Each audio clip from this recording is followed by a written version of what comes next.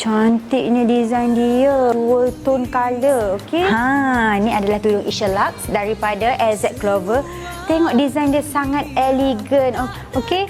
So, this tudung sangat memudahkan sebab berapa saat je dah boleh terus siap. Okey. Untuk siapa yang muka kecil sikit, kita kena pakai pin lah kan. Tapi see? Cantik kan? Awning dia terletak. Okay, menggunakan material scuba. So, scuba ni memang sangat on point lah dia. So, dekat bahagian sini, kita just tarik-tarik je macam ni. Cantiknya design dia. Ada dual tone color. Okay. Kat bahagian bawah dia plain. And then kat on top dia ada design-design. Okay. So, tengok. Cantik kan?